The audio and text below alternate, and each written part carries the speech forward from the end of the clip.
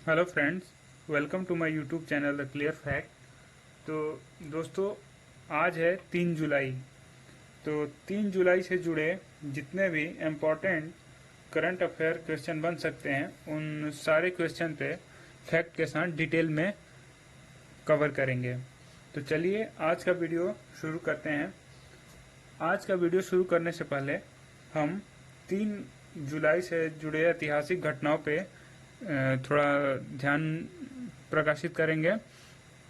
तो आपको बताना चाहूंगा, 3 जुलाई 1908 को बाल गंगाधर तिलक को अंग्रेज सरकार ने देशद्रोह का आरोप लगाकर गिरफ्तार किया था। 3 जुलाई 1913 में 1913 के महान पुनर्मिलन के संगीत दिग्गजों ने पिकेट के चार्ज को दोबारा शुरू किया था। 3 जुलाई 1922 कार्नियल्स के नाम से मशहूर गिलोम कॉर्नेल्स वैन वुवरलू चित्रकार का जन्म हुआ था। चलिए और देखते हैं 3 जुलाई में फेमस यानी कुछ प्रसिद्ध व्यक्तियों का जन्म। 3 जुलाई 1616 में मुगल बादशाह शाहजहां का पुत्र शाह शुजा का जन्म हुआ था। 3 जुलाई 1886 दर्शन के प्रसिद्ध विद्वान और इलाहाबाद विश्वविद्यालय में दर्शन विभाग के अध्यक्ष थे रामचंद्र दत्तात्रेय रनाडे का जन्म हुआ था। 3 जुलाई 1897 भारत की प्रसिद्ध समाजसेवी, स्वतंत्रता सेनानी और शिक्षाविद हंसा मेहता का जन्म हुआ था। 3 जुलाई 1996 को हिंदी फिल्म अभिनेता राज कपूर का निधन हुआ था तथा 3 जुलाई 1999 परमवीर चक्र सम्मानित भारतीय सैनिक मनोज कुमार पांडे का निधन हुआ था। तो चलिए आज का वीडियो हम अपने करंट अफेयर क्वेश्चन के साथ शुरू करते हैं। हमारा आज का क्वेश्चन है, भारतीय वायुसेना के नए उप प्रमुख के रूप में निम्न में से किसे नियुक्त किया गया है। इसमें ऑप्शन 1 है राहुल अग्निहोत्री, ऑप्शन बी है विवेक राम चौधरी, ऑप्शन सी है राकेश सचदेवा, ऑप्शन डी है अनिल कुमार सिंह। इनमें जो सही ऑप्शन है वो है ऑप्शन बी, यानी एयर मार्शल विवेक राम चौधरी ने 1 जुलाई 21 को भारतीय वायुसेना का नए उप प्रमुख का पदभार ग्रहण किया है। उन्होंने एयर मार्शल हरजीत सिंह अरोड़ा की जगह ली। इससे पहले उन्हें वायुसेना में मुख्यालय पर गार्ड ऑफ ऑनर्स दिया गया था। अभी तक एयर मार्शल चौधरी वायुसेना की पश्चिमी वायु कमान के कमांडर इन चीफ के रूप में कार्यरत थे। इस कमान के पास संवेदनशील लद्दाख क्षेत्र के साथ साथ उत्तर भारत के अन्य हिस्सों के देश के वायु क्षेत्रीय सुरक्षा की जिम्मेदारी है। चलिए नेक्स्ट क्वेश्चन देखते हैं, निम्न में से कौन से देश की क्रिकेट टीम भारत को पीछे छोड़कर सबसे ज्यादा वनडे मैच हारने वाली दुनिया की पहली टीम बन गई है। इसके लिए ऑप्शन है श्रीलंका, ऑप्शन बी है इंग्लैंड, ऑप्शन सी है पाकिस्तान तथा ऑप्शन डी है ऑस्ट्रेलिया। इनमें जो सही ऑप्शन है वो है ऑप्शन ए, यानी श्रीलंकाई टीम वनडे इंटरनेशनल क्रिकेट में सबसे ज्यादा मुकाबले हारने वाली टीम बन गई है। इस मामले में श्रीलंका ने अपने पड़ोसी देश भारत को पीछे छोड़ दिया है। इस सीरीज से पहले तक सबसे ज्यादा वनडे मैच हारने के मामले में भारतीय टीम शीर्ष पर थी, लेकिन लगातार 2 मैच हारने के बाद श्रीलंका टीम टॉप पर आ गई है। श्रीलंका ने इंग्लैंड के खिलाफ 428वां मैच गंवाया और इस तरह श्रीलंका वनडे में सबसे ज्यादा मैच हारने का वाला देश बन गया है। आइए नेक्स्ट क्वेश्चन देखते हैं, national high speed rail corporation limited के नए प्रबंध निर्देशक के रूप में निम्न में से किसे नियुक्त किया गया है। चलिए ऑप्शन है राहुल सचदेवा, ऑप्शन बी है मोहन कुमार, ऑप्शन सी है सतीश अग्निहोत्री, ऑप्शन डी है कमलेश लुल्ला। इसमें सही ऑप्शन है ऑप्शन सी, यानी रिटायर्ड अधिकारी सतीश अग्निहोत्री को national high speed rail corporation limited का नया एमडी नियुक्त किया गया है। सतीश अग्निहोत्री को 3 साल के लिए यह जिम्मेदारी सौंपी गई है। अग्निहोत्री वर्ष 1982 बैच के आरएस हैं और वे 2018 में रेल विकास निगम लिमिटेड के प्रमुख के रूप में रिटायर हुए थे। अहमदाबाद और मुंबई के बीच चलने वाली इस हाई स्पीड ट्रेन के प्रोजेक्ट में कई तरह की दिक्कतों का चलते हुए सालों में देरी हो गई। इस प्रोजेक्ट के 21 किलोमीटर की लाइन जमीन के अंदर बिछाई गई है, जिससे मुंबई के पास समुद्र के भीतर 7 किलोमीटर की लंबी सुरंग भी शामिल है। चलिए नेक्स्ट क्वेश्चन देखते हैं। ग्लोबल स्टार्टअप इकोसिस्टम इंडेक्स में भारत का निम्न में से कौन सा स्थान प्राप्त हुआ है? ऑप्शन ए 15वां, ऑप्शन बी है 21वां, ऑप्शन सी है 19वां था, ऑप्शन डी है 20वां। इनमें जो सही ऑप्शन है वह है ऑप्शन डी, यानी स्टार्टअप ब्लिंक द्वारा ग्लोबल स्टार्टअप इकोसिस्टम इंडेक्स 2021 में शीर्ष 100 देशों में भारत को 20वें स्थान पर है। देश 2019 में 17वें स्थान पर था, जिसके बाद ये अच्छा स्थान नीचे गिरकर 2020 में 23वें पर रहा। रिपोर्ट के मुताबिक भारत को अपने स्टार्टअप परिस्थिति तंत्र को और मजबूत करने के लिए अपने बुनियादी ढांचे और इंटरनेट की गति को बेहतर बनाने की जरूरत है। आइए नेक्स्ट क्वेश्चन देखते हैं। साइबर सुरक्षा सूचकांक 2020 में भारत को किस स्थान पर रखा गया है? ऑप्शन ए है 10वें, ऑप्शन बी है 12वें, ऑप्शन सी है 15वें था, ऑप्शन डी है 16वें।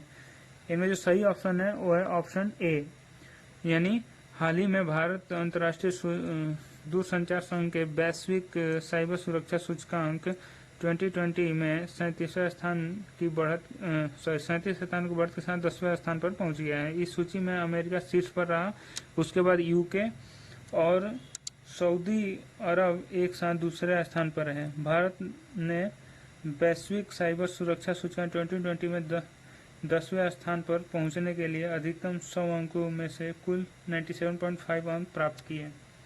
आइए नेक्स्ट क्वेश्चन देखते हैं। केंद्रीय मंत्रिमंडल ने देश में कितने राज्यों में सार्वजनिक निजी भागीदारी के माध्यम से भारत नेट की संशोधित कार्यान्वयन रणनीति को मंजूरी प्रदान कर दी है? इसके लिए ऑप्शन ए है 12, ऑप्शन बी है 20, ऑप्शन सी है 25, ऑप्शन डी है 16। इनमें जो सही ऑप्शन है वो है ऑप्शन डी, यानी केंद्रीय मंत्रिमंडल ने देश के 16 राज्यों में सार्वजनिक निजी भागीदारी के माध्यम से भारत नेट की संशोधित कार्यान्वयन रणनीति को मंजूरी प्रदान की है। भारत नेट अब तक इन 16 राज्यों में ग्राम पंचायतों से अलग सभी आबादी वाले गांव पर विस्तार किया जाएगा। संशोधन रणनीति में रियायत के साथ साथ भारत नेट का निर्माण, उन्नत संचालन, रख रखाव और उपयोग भी शामिल है। इसका चयन प्रतिस्पर्धी अंतर्राष्ट्रीय बोली प्रक्रिया द्वारा किया जाएगा।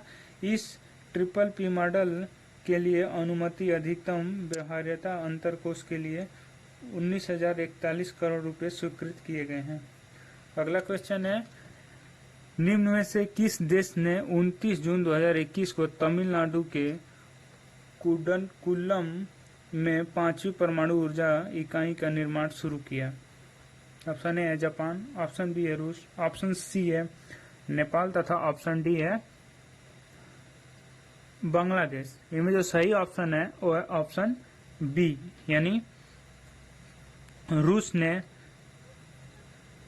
29 जून 2021 को तमिलनाडु में कुडनकुलम में 5वीं परमाणु ऊर्जा इकाई का निर्माण शुरू किया है। वह विकास दोनों देशों के बीच द्विपक्षीय संबंधों में एक महत्वपूर्ण कदम है। रोसाटम कुडनकुलम संयंत्र के निर्माण के लिए प्रौद्योगिकी प्रदान कर रही है। इस संयंत्र में 6 इकाइयां हैं, जिसमें से प्रत्येक में 1000 मेगावाट उत्पादन क्षमता है।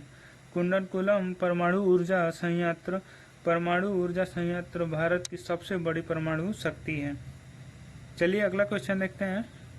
विश्व स्वास्थ्य संगठन द्वारा हाल ही में किस देश को मलेरिया मुक्त प्रमाणित किया गया?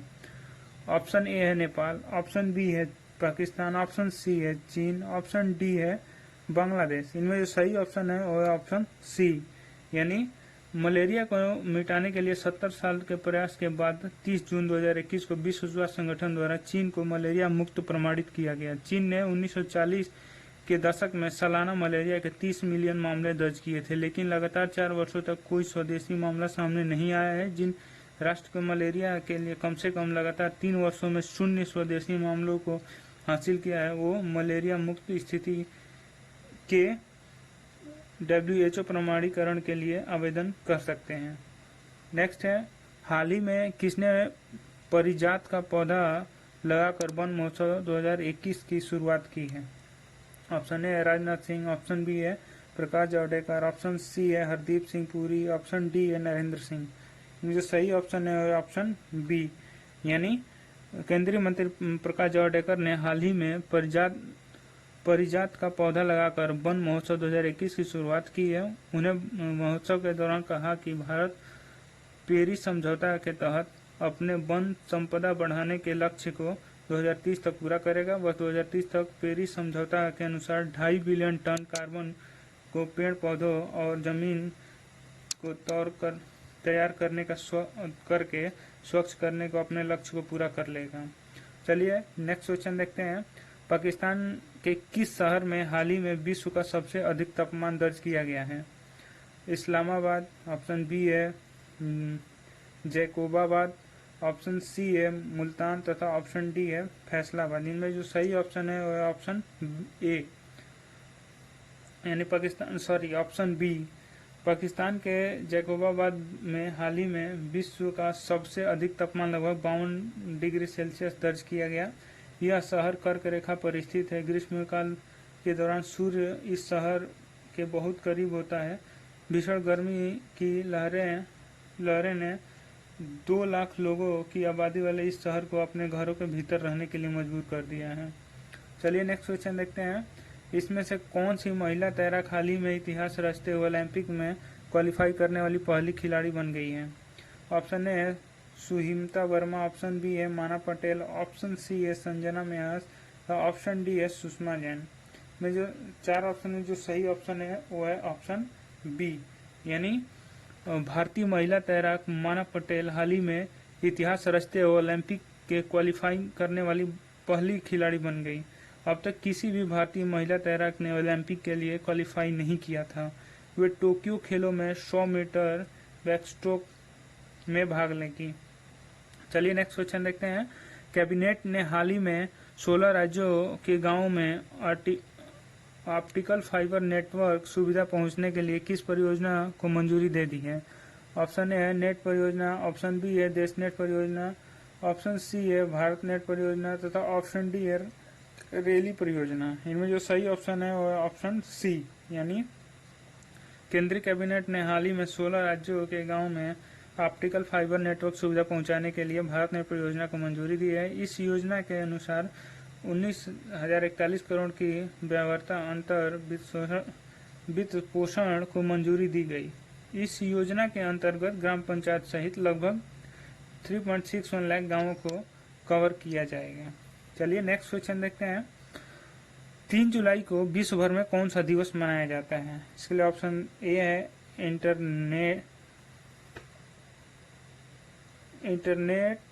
International Tokyo free day, option B है international earth day, option C है आपका international plastic bag free day तथा ऑप्शन डी है इंटरनेशनल स्पोर्ट्स डे। इनमें जो सही ऑप्शन है वो है ऑप्शन सी, यानी 3 जुलाई को विश्व भर में international plastic bag free day मनाया जाता है। यह दिवस प्लास्टिक से होने वाले नुकसान और उससे बढ़ते हुए उपयोग को रोकने के लिए मनाया जाता है। प्रति वर्ष विश्व भर में वर्तमान में करीब 40,000 करोड़ प्लास्टिक की थैलियों का इस्तेमाल होता है। आइए अगला ऑप्शन देखते हैं। हाल ही में किस उड़ीसा कवि को कुवेम्पू राष्ट्रीय पुरस्कार 2020 से सम्मानित किया गया? इसके लिए ऑप्शन ए है राजेंद्र किशोर पांडा, ऑप्शन बी है मुनवर राणा, ऑप्शन सी है आनंद मिश्रा, ऑप्शन डी है नागार्जुन। इनमें जो सही ऑप्शन है वो है ऑप्शन ए, यानी हाल ही में उड़ीसा कवि डॉक्टर राजेंद्र किशोर पांडा को कुवेम्पू राष्ट्रीय पुरस्कार 2020 से सम्मानित किया गया। साथ ही बंगाली लेखक श्याम भट्टाचार्य, कन्नड़ कवि डॉक्टर एच.एस. शिव प्रकाश और केंद्रीय साहित्य अकादमी के पूर्व सचिव अग्रहारा कृष्णमूर्ति को समिति के अन्य सदस्यों में शामिल किया गया है। आज का लास्ट क्वेश्चन देखते हैं। निम्न में से किस देश के हाल ही में राइट टू रिपेयर कानून लागू कर दिया है? इनमें ऑप्शन ए है जापान, ऑप्शन बी है चीन, ऑप्शन सी है अमेरिका तथा ऑप्शन डी है ब्रिटेन। इनमें जो सही ऑप्शन है वो है ऑप्शन डी, यानी ब्रिटेन ने हाल ही में राइट टू रिपेयर कानून लागू कर दिया है, जिसके तहत बिजली उपकरण बनाने वाले निर्माताओं को कानूनी रूप से उपभोक्ता को सामान के रिपेयर पार्ट्स उपलब्ध कराने होंगे। इस कानून का लाने का उद्देश्य है कि बिजली उत्पादों के इस्तेमाल में 10 साल का इजाफा हो सके। उम्मीद करते हैं ये वीडियो आपके लिए काफ़ी हेल्पफुल होगी। And thanks for watching the video. Wish you all the best for your coming exam. Time maintain करें तथा अपना प्रिपरेशन प्रॉपर कंटिन्यू रखें। Thank you.